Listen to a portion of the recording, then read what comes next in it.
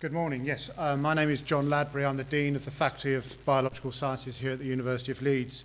Some of you are probably wondering why this scientist bloke has turned up and polluted this atmosphere of creativity and art and enlightenment. And just by sort of way of excuse, I sort of wanted to point out that depending on your sort of educational background, from a very early age, it's quite likely that you were pushed into either sort of scientific education or an artistic education, and there's sort of some perception there that you know at a very early age your brain is kind of set into a scientific or artistic setting, and that's something that's really perturbed me throughout my career.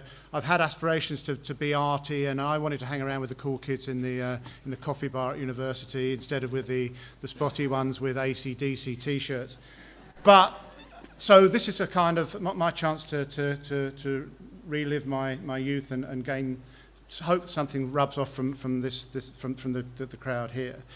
But there is a real issue there in terms of you know what is creativity? Is there such a thing as you know scientific versus artistic, or are we all creative but we just use our brains in different ways? And I think that's something that as a dean in a faculty, a science faculty, I've been very keen to explore and promote the idea that members of my faculty should actively engage in the arts and actually explore their talents, and there are many, to become to be creative in the sort of so-called artistic way. And I think also vice versa, that people with a more sort of artistic education should look to scientists and look to the scientific study to explore different areas and influences that they might benefit from.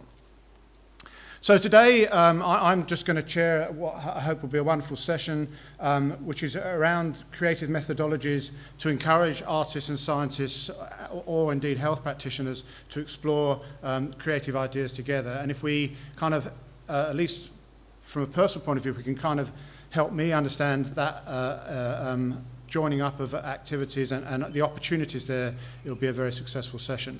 I'm not going to hang around. We're under extreme time pressure here, and I'd like to remind the contributors that we are quite tight on time. So I'm not going to do biographies. They're all in the programme, and we're going to start off with, I should point out, we've had to change the session. Dave Cartwright's Manic Chord Theatre, the academic lead for that was stuck between Sheffield and here. He has turned up subsequently, I believe, but we've, in the meantime, changed the order. So Jonathan Pitches, Melissa Elliott and Rachel Ross are going to kick off this session.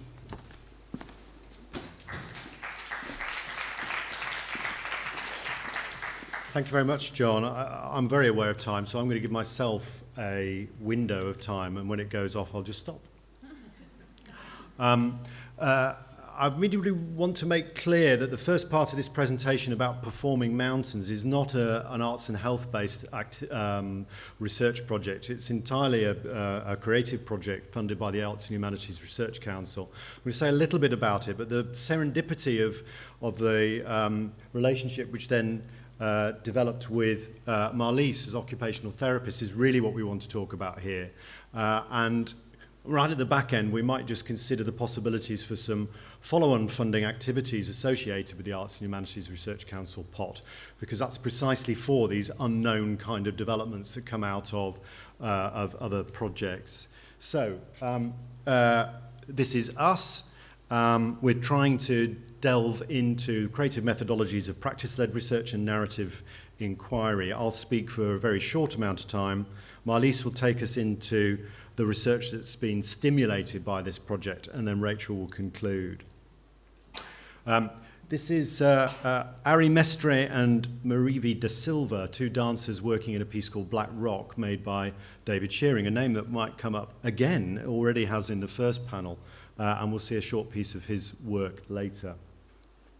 The Performing Landscapes Mountains project that I curated and I'm the principal investigator on has several components to it, as all these large AHRC projects do. I'm not going to talk about all of them at all, but this central one, Black Rock, used the methodology of practice-led research, and very simply That's producing a creative output to answer a specific set of questions that couldn't be answered in any other way, so that the practical creative investigation is the best way of answering that question.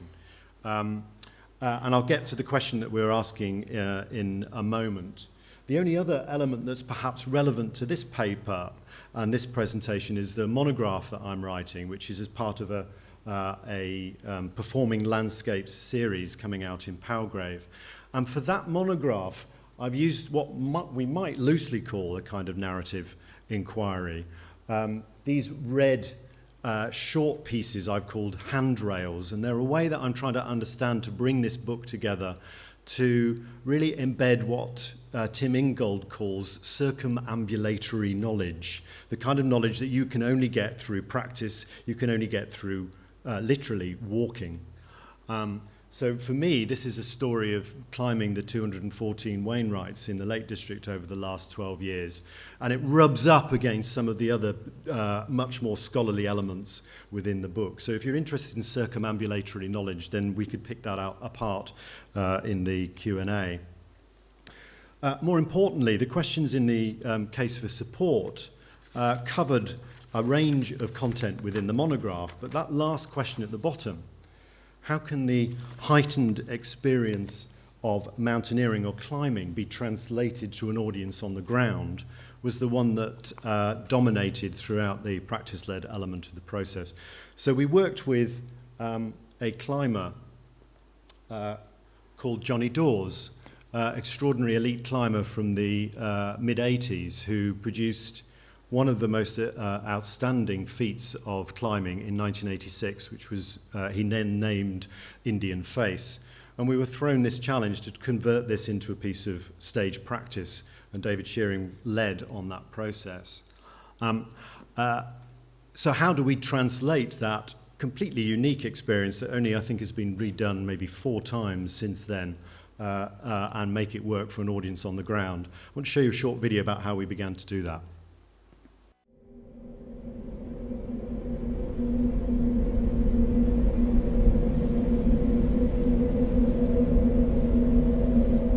Near the top of the mountain, the stones fall from the grooves and land in your gullet.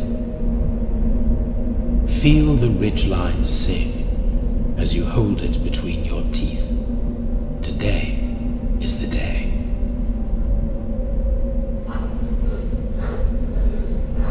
The rock waits against the air.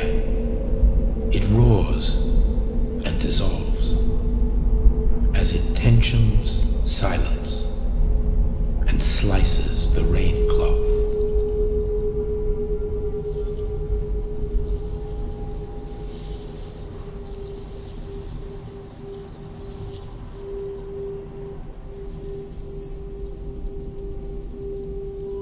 Long ago, he came to the cliff they call Clogwyn-Durathi. The giant stood above a lake, which seemed to open the earth like a mouth. A tongue of golden sand stretched out to the black sky and black rock. Arthur washed his face in the pale water, saw the cliffs rise above his shoulders in the lake's surface, as if they grew from them, as if they were a part of him.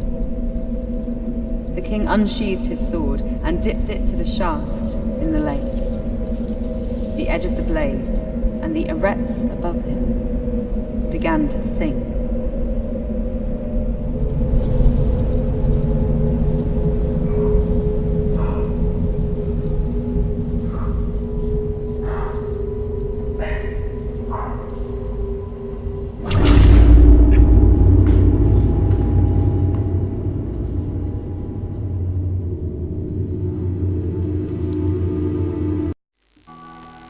So, in latching on to this project, I had the privilege of getting to see David Shearing's practice-led research piece, Black Rock.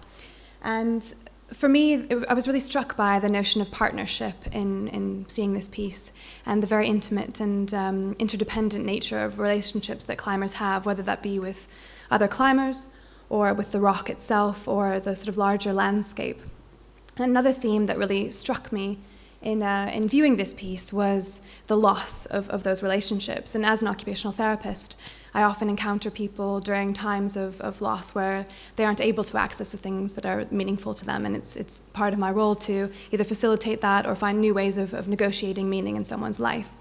So I use this as sort of inspiration or a kind of stepping stone for my own research project on the back of this. So the research aim for my project was about exploring the experiences of career transitions in the lives of elite climbers, ex-elite climbers, and mountaineers. And to do this, I used a narrative methodology, which you could call a creative methodology. I used Clendenin and Connolly's three-dimensional narrative inquiry space. And this particular methodology basically just articulates the nature of experience into three different relational dimensions, those being the personal and social or interaction, place or situation, and temporality or continuity. And in going about doing this, I've been conducting interviews with various ex-elite climbers and mountaineers. And this has led me to, this will work? A bit of a case study that I thought I'd give you today about one of the interviews that I've done. So this is Lucy Creamer. She began climbing in 1988 while in college at Bristol, and she is one of the most celebrated, most accomplished female climbers in the UK. When I met with Lucy, she was 47 years old, and we talked a lot about the impact that injury and aging have had on her experience of climbing over the years. So to kind of illustrate that and how that works within the methodological framework that I've sort of proposed using, I thought I'd select a few key quotes from the interview with her. So the first one here relates to personal and social, or interaction. So here, Lucy acknowledges how climbing for her provided her with a sense of belonging to a community that she hadn't had previously, and also gave her a very strong sense of identity. And throughout the interview, it was very apparent how that notion of belonging and identity was something that was wavering across sort of place and time for her. It wasn't consistent, it was complex. And in exploring her narrative, it really gave me scope to look at that. The other dimension, place or situation, I love this quote. So in this quote here, Lucy really sees herself as a part of the landscape, as a part of the environment where she climbs. She doesn't see herself as distinct from it. She has this very intimate relationship with it and has a sort of embodied knowledge that she's, through the nature of climbing, she's acquired. And that, again, was something that was specific to place, time, that at times she couldn't access and felt a sense of loss in not having that connection. And then lastly, temporality or continuity. So I've got a bit of a clip here I'd like to show to illustrate that dimension. When I turned 40, that was a big, massive milestone for me. It wasn't pretty at all. Yeah, it unfortunately coincided with I was having a shoulder operation, one of my dogs died, lots of things were happening. I was struggling with my identity because I'd had this injury for quite a while, that it was obviously it affected my ability to climb at the elite level. And so, yeah, turning 40 was horrific, and I definitely had a, midlife crisis. I probably still am having it. And I don't like getting old. I just don't. I am, and always have been, a very physical person. So I'm probably the worst person to get old, because I can feel the decline of my physical body, and that affects me mentally. And I've got a friend who's a brilliant artist, and I always say to him, yeah, I just wish I'd been an artist. Why wasn't I born an artist? Because it just wouldn't matter. I could just paint until I was 90. But you just can't, yeah, the physical body lets you down. So I struggle with it. When you find a thing you love to do, and then you have to stop doing it for whatever reason, it's really not easy at all, because I don't want to do anything else. That's all I want to do. But I can't, so I've got to do something else. Yeah, so it's a funny old thing. So I've chose that clip to illustrate the notion of temporality or continuity, in that her experience of being a climber has shifted across time. But I think also that really helps to illustrate the interrelated nature of those three dimensions. They're not really distinct at all. They don't exist in isolation. And it really worked as an effective methodology for me to employ, because as an occupational therapist, we very much promote a sort of holistic approach and person-centered approach to the care that we deliver. And this really complemented many of those models of practice that I embrace day to day. And finally, I just kind of wanted to touch upon the notion of why did I choose narrative as a methodology? Why is narrative an effective means of exploring these things? And I know it's already been touched upon, and it's such a pleasure already to have, I think, had many people mention the sort of power of stories and how we shouldn't discount them as a really valuable methodology. But I wanted to sort of talk about my reasons for using it. So first and sort of foremost, with regards to athletes and the experience of retirement, specifically, I came across this research that was done by Ladbury, Gordon, and Grove, and they talked about the notion of account making, and they termed account making as the experience of creating these sort of story-like structures that we use to make sense of our own existence in the context of a wider world, basically just telling our story, and particularly using that during a time when we experience a major loss or during times of transition. And what they found in this research was that athletes that actively engaged in that process and told their stories, confided their stories in others, and received empathetic responses as a result of that, had greater success in coping with the experience of retirement. So I knew from this research that actually there are therapeutic benefits of using narrative as a methodology in this particular context. And kind of furthering that, I was quite interested in what Cheryl Mattingly terms therapeutic emplotment. And Cheryl Mattingly, she's a medical anthropologist, and she's done a lot of research into how healthcare professionals interact with patients or clients. And this term that she's coined, therapeutic emplotment, basically just implies that as we work with our patients or our clients, we become enmeshed in their own personal stories. We can't see ourselves as separate from that. And how we can actually use that to the benefit of those patients, because we can use our therapeutic patient interactions to create positive life experiences around the narrative of therapy and healing. And that I thought was particularly poignant and powerful for my research and also for my practice generally. And lastly, I think just this point that stories are powerful is quite something I think we've already touched upon, and I think we know this on an anecdotal level. We all tell stories on a daily basis. We remember stories about ourselves, about our children, about our parents, our ancestors, fictional stories, non-fictional stories.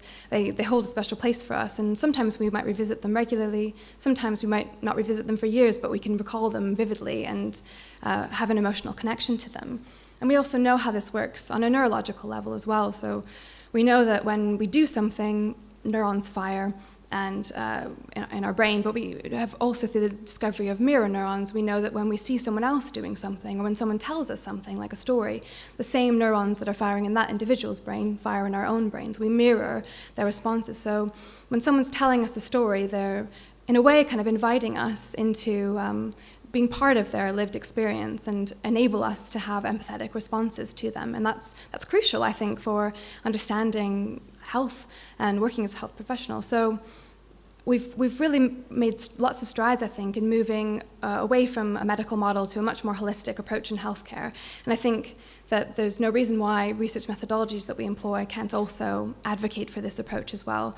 So while more research methodologies that purport to be more objective, such as randomized control trials, which you've already discussed, are very important in healthcare, I think it's equally important to advocate for storytelling and narratives as a means of having empathetic responses to our patients, to the people that we're working with day to day, because at the end of the day, we're working with people and we need to be a part of their lived experience and a part of their stories. And finally, just to kind of give a notion about the future directions of this project. So we're doing ongoing interviews, and I've been working alongside Rachel Ross, who has been filming these interviews. She did the film that you saw just previously. And I'll just hand over to Rachel really briefly. Yes, I will be super quick because I know we're out of time.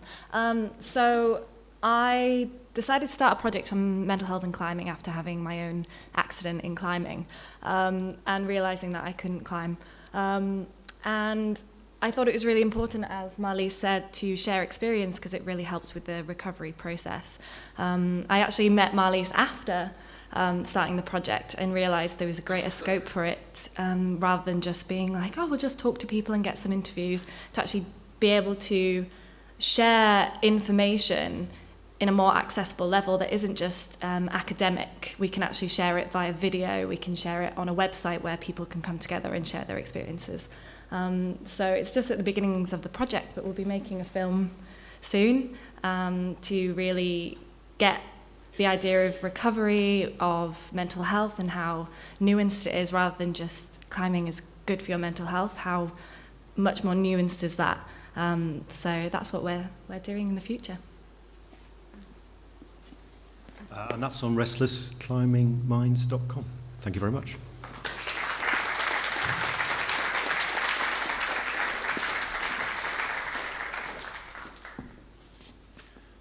Thank you very much indeed. So we're going to rush swiftly on to Rosie Dent-Spargo. Yeah.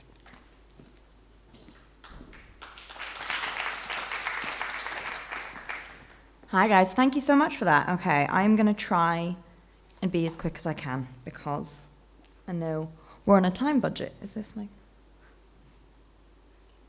Fabulous. Okay, so yeah, my name is Rosie Dent-Spargo and I work in technology enhanced learning within Leeds Institute of Medical Education here at the University of Leeds. And I'm going to talk to you guys today about some kind of practical applications of how we have used creative methodologies to unite artists and scientists in a project here within the university. Okay, so first of all, just for a bit of context, the project that we did this within is called MyPal. It's an application within the School of Medicine here. It stands for My Personalised Adaptive Learning. It's a development and research project within the Institute, and our reason for making it is, so this is for medical students on the MBCHB, the 5-year medical degree.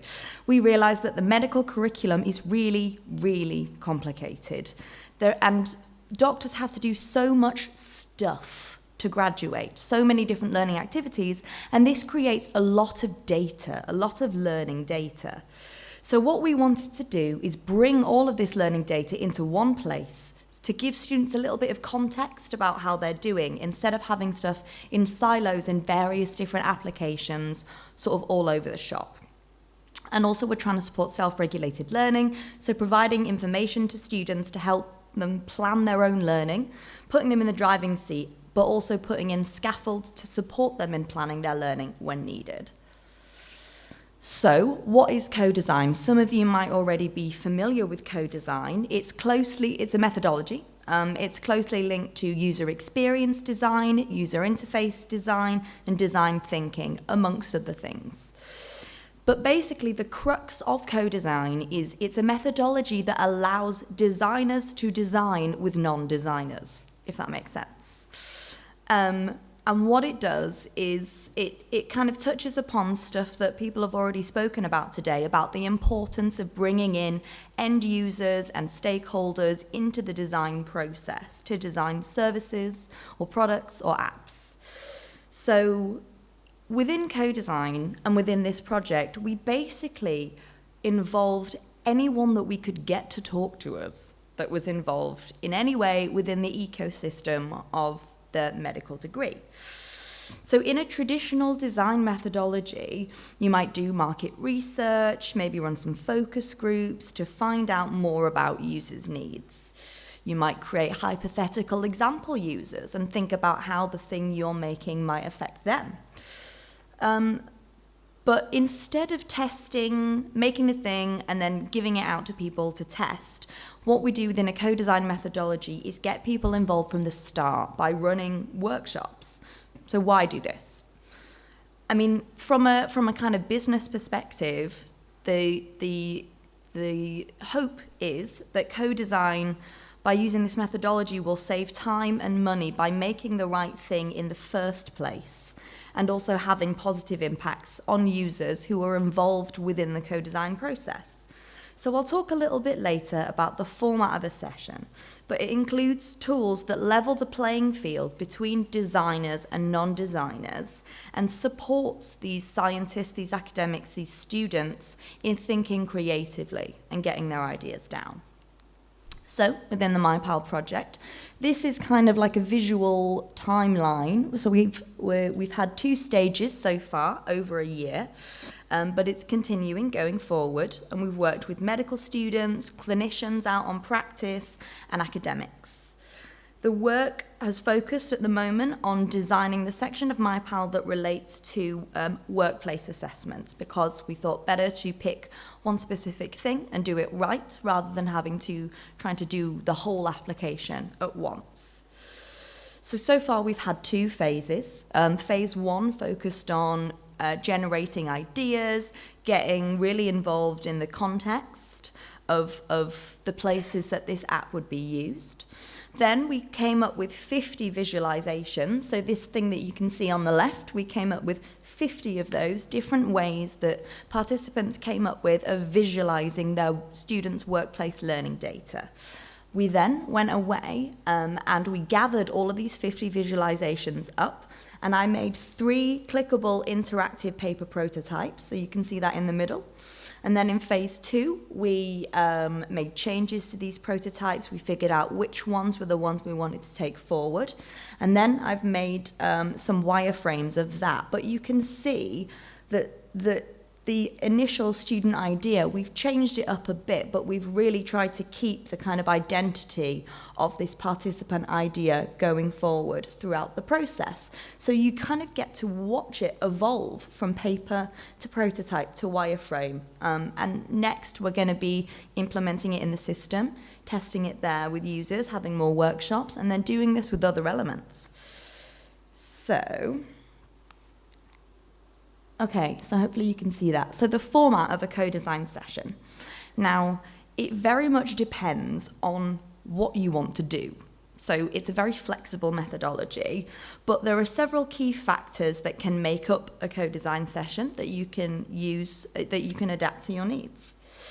So my own background before I started working at the university was in commercial software development. So there are a few aspects here that I've kind of cherry-picked from that world and found useful to bring into co-design. So we will have icebreaker games that focus on getting participants to think creatively and make up their own rules. So I made these games, and this is again inspired by sort of commercial software design. And these were important in kind of setting the tone, but also we wanted to get scientists and students to be able to think in a way that was more conducive to creativity. So the atmosphere is a really key part of a co-design session. We tried our very best to make them as informal as possible.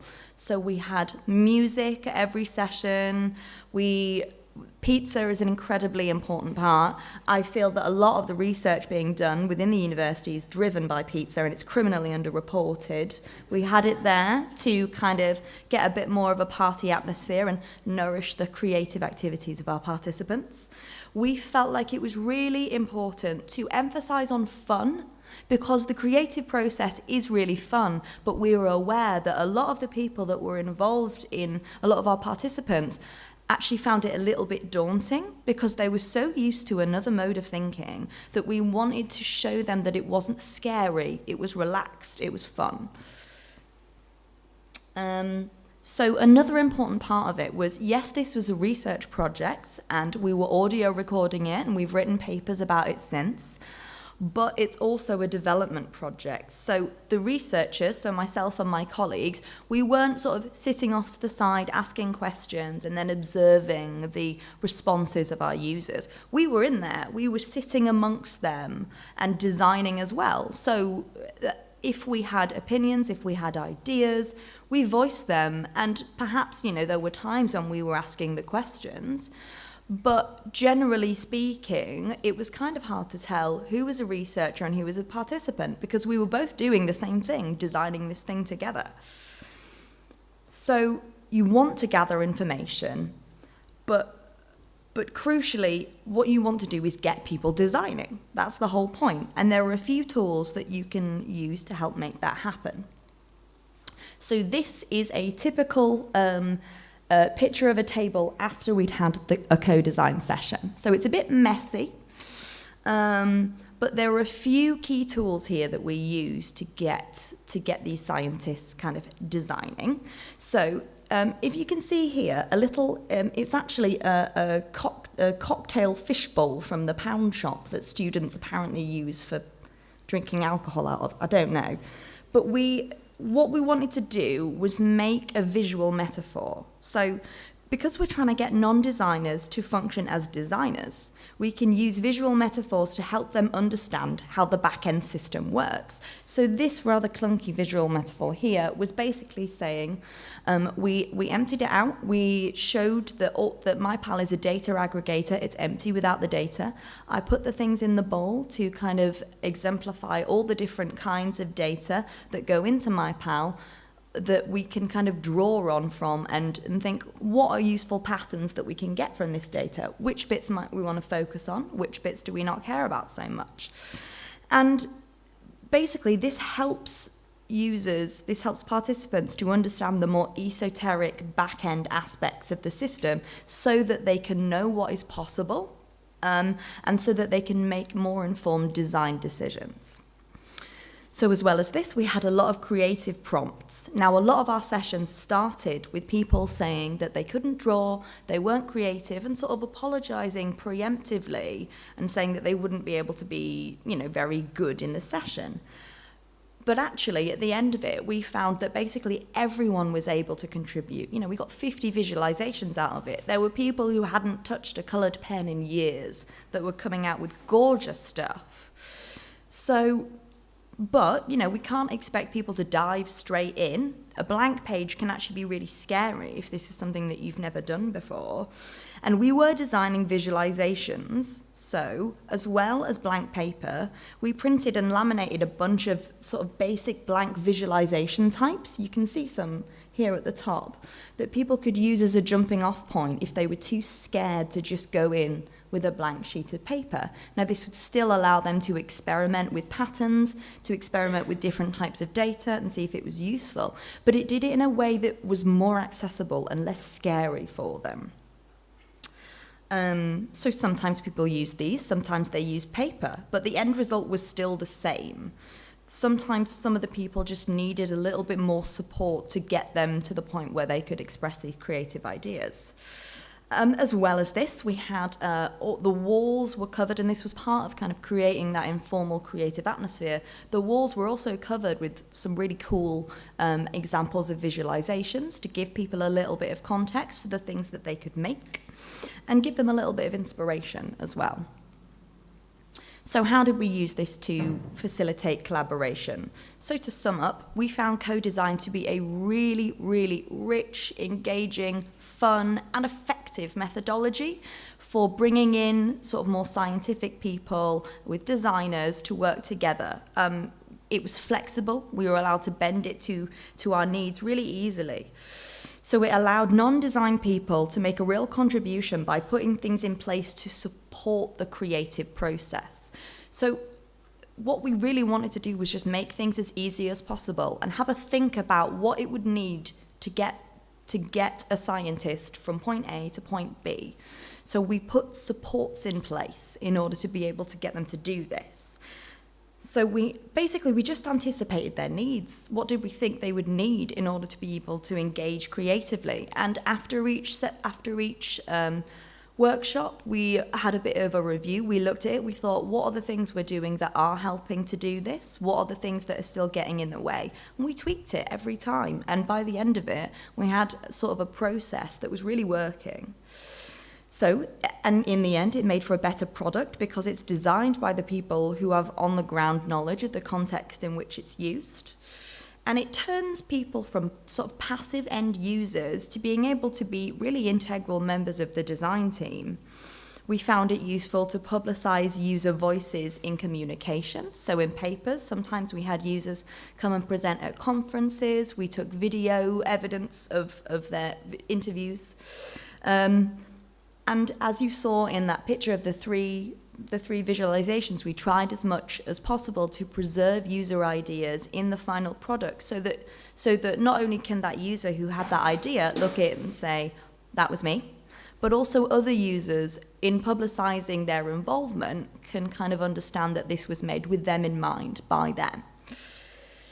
So, if you might be interested in co-design as a methodology, please do get in touch, and basically just Google it. But it's a really great methodology that I think could be applied to a lot of different contexts that you guys have been talking about today. So thank you.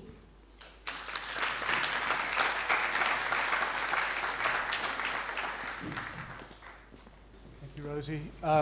And moving swiftly on to our last presentation from Dave and the gang.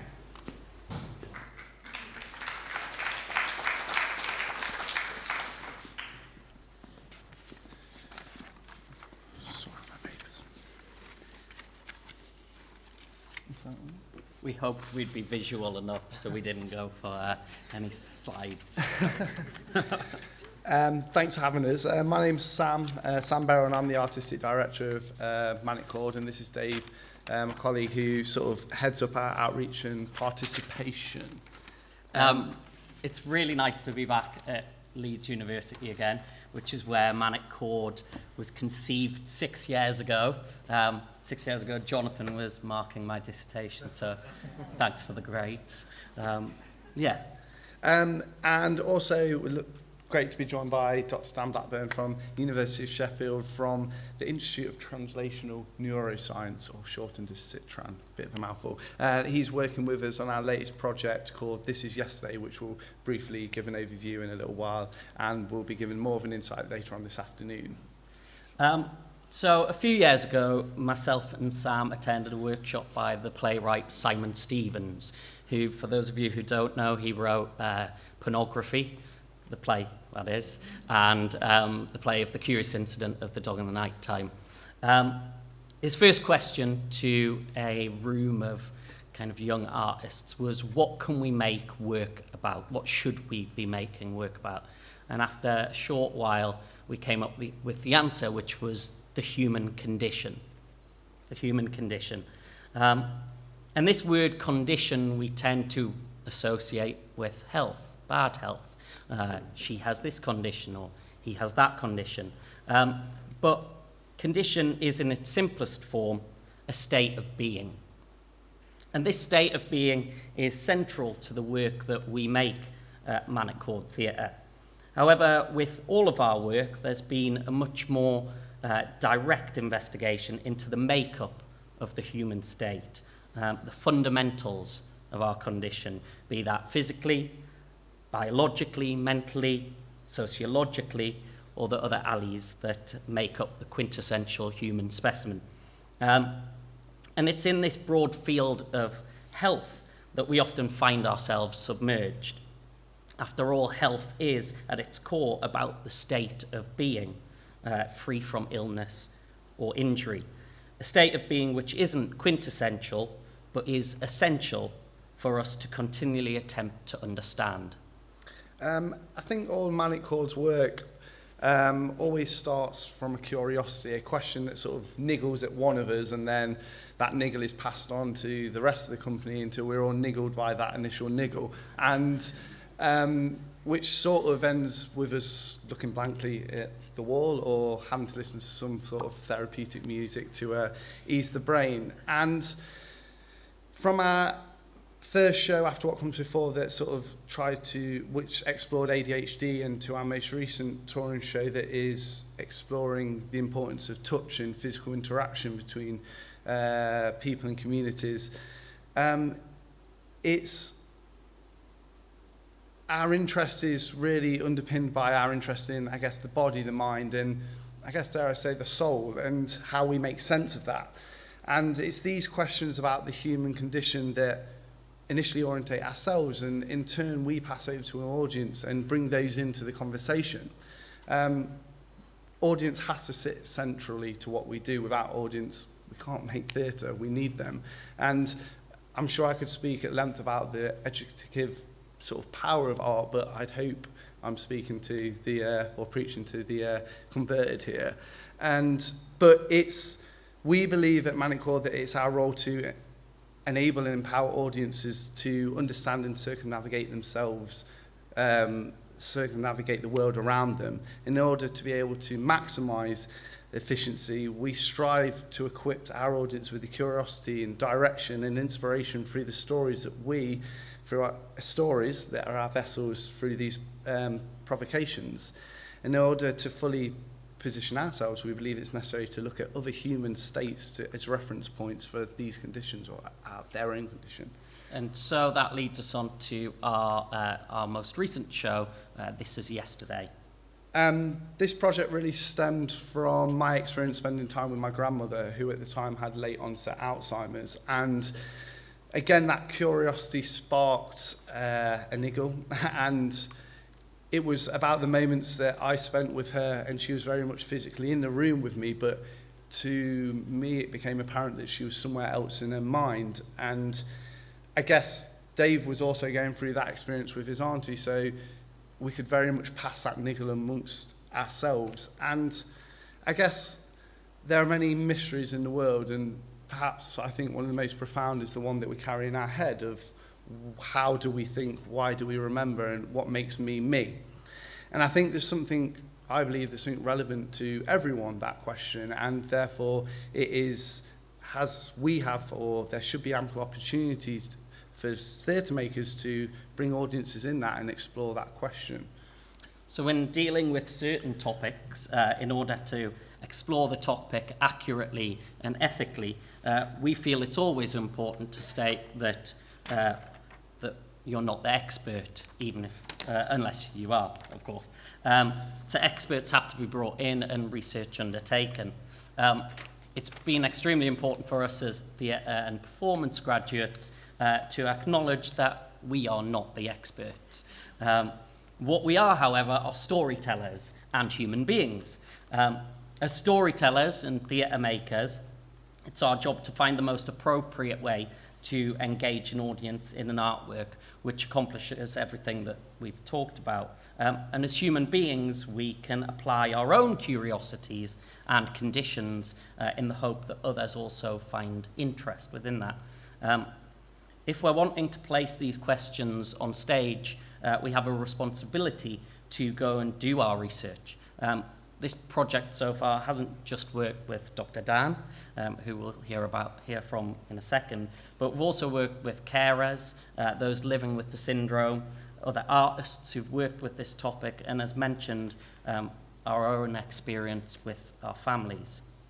And I guess it's important to acknowledge that This Is Yesterday as a project isn't looking to figure out or to cure Alzheimer's, and we're not by any means trying to make sense of consciousness or even fully understand the mechanics of memory, but we're wanting to explore a topic and ask a question and enable an audience to be part of that conversation and possibly continue that on after this project happens.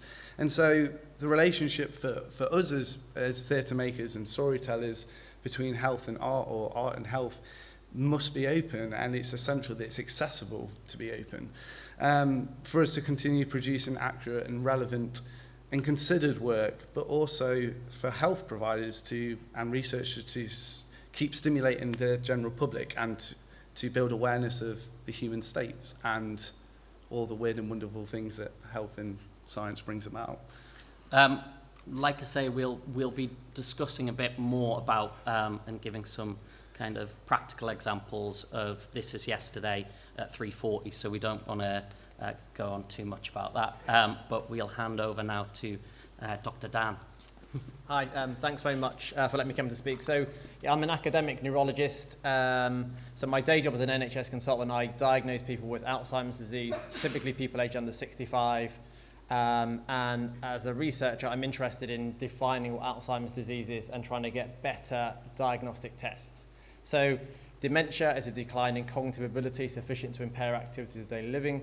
Alzheimer's disease is the commonest type of that. And Alzheimer's disease is the gold standard diagnosis requires a post-mortem or a brain biopsy diagnosis to see these two proteins, amyloid or tau.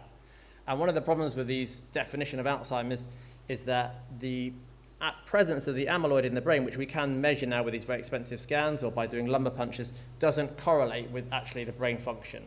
And so the research I'm doing is to see whether we can test the brain function in a more accurate and timely manner. So I've got a colleague who works using functional MRI, so magnetic resonance imaging scanning.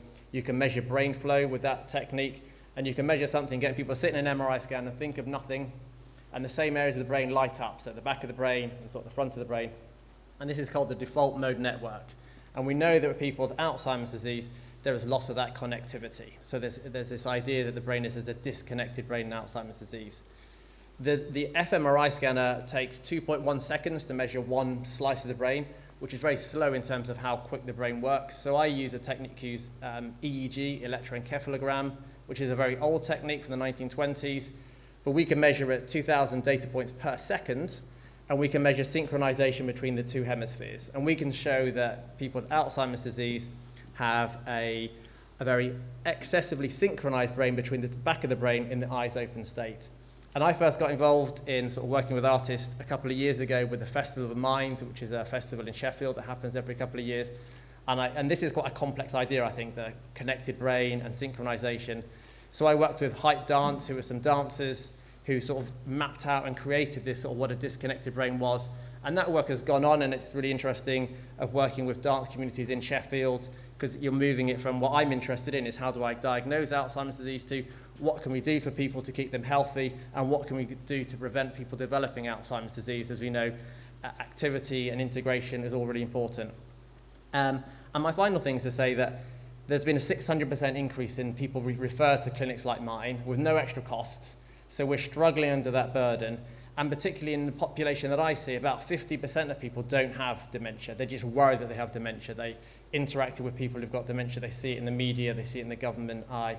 And therefore, my interaction with Manic Chord has made me think, I have to try and create a test, not for pathology or disease. I need to try and prove that they're normal. And that's a really, really hard thing to say to people. And it's a very hard test. And sometimes when people say to me, I got up and I went into the other room and I can't remember why I got there. I put things in the wrong cupboard. I couldn't find the right word for it. And I'm tempted sometimes to say, well, that happens to me, and I tell them that memory is very imperfect. But it often doesn't help that person in front of me. And so I think this interaction with artists helps me understand a little bit more how to communicate with people. And hopefully this will go from strength to strength. And that's all I've got to say. Thank you. Thank you. You guys have to stand for the question section rather than sit down. So thank you so much for all the presentations this morning. If we were to keep the time, we would end now, but I'm going to steal about 5 minutes for questions, if that's all right. In the interest of minimal chair supply and maximal presenters, we're all going to stand up and do it in a very socialist So,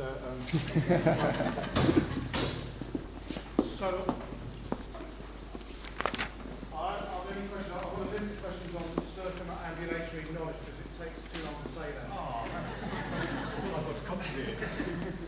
Can I have it hand up? Are there any questions?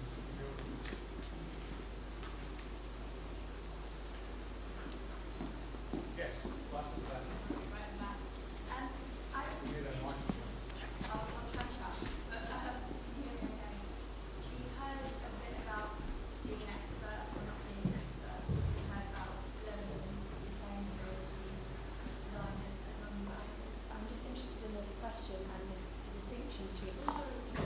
The distinction between artists, scientists, health practitioners, patients. I'm just interested in whether you think those distinctions are helpful, if they're things that we should keep to, or if they're things we should be breaking down. And like Dan, I was interested in, for you, is it important to be a scientist and not an artist? Do you consider yourself an artist as well? Just a kind of reflection and quite query to that. I don't think I would consider myself an artist in any way, but I think that interaction is really important, and I think we do need to break down the barriers. And as the chair said, there are lots of disciplines in universities, and from a very pragmatic point of view, how do you get funding this interdisciplinary research, and how do we solve some of these really difficult problems? And I think it's interdisciplinary research, working with designers, working with artists, and working with everybody across, and just And I think what you said about breaking down the barriers is really important, that people do feel a bit embarrassed about being creative or being scientific. You know, yeah, I'm not a nerd, so I don't understand that thing, and disengage from it. And I think it's important that we all engage in that process. Anybody else like to say anything? Possibly. Yeah, I think the distinctions are important, but I think what we're talking about today is ways in which you establish a language to work across those distinctions. And certainly what I've discovered talking with Marlise over the last year, effectively, is how differently we understand certain principles and how we also connect on certain principles. And both of those things are quite important in interdisciplinarity. We can't assume that we're talking the same language, or just because the word is the same. We have very different understandings, but there are also really strong connection points which are coming out today. Yeah, I just I forgot the question. No. Well, I think just on the notion as well of what came up around sort of consulting experts and the distinctions that we make between different people. I think we're all our own experts, and I think that's a really important thing to embrace in whatever setting you're in, whether that be as an artist or as a healthcare professional or as a patient. We all are our own experts, and I think if we engage in a means of interacting with each other and bearing that in mind, as Jonathan's saying about using how we can use perhaps methodologies or other forms of communication or technology or whatever to communicate and share our own expert knowledge and relate to one another. And that's really kind of what today is about, I think. Quick question here. Yeah, I'm interested in the idea of creative methodologies. And just to kind of put you all on the spot, I'm organising a creative research methods symposium on Monday at the University of Derby. And one of the questions that's come up as people have been submitting abstracts is, what do we mean by creative methods or methodologies as opposed to arts-based or visual? And I just was interested in any thoughts you had on that I can then take to the symposium on Monday. That's a really hard question, but an interesting one. And there's a distinction because so in my mind, the way that I think about it is putting something into the world that wasn't there before. So for me, it's very easy because I get to design sort of physical things that exist in the world and they didn't before.